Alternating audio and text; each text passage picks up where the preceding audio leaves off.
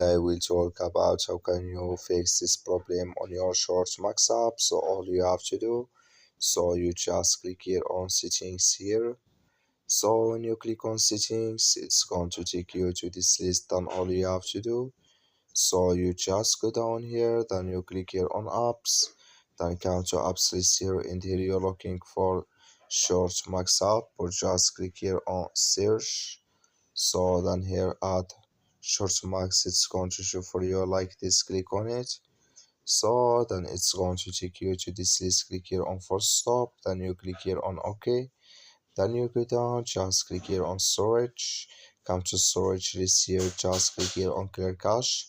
Then all you have to do is, so you just go to your Play Store, click here on Play Store here. So then you search or here for Shortmax, it's going to show for you like this. You will find here updates, click on it, and it's going to work with you. That's all you have to do. Thank you for watching. Don't forget to support us by liking, subscribe.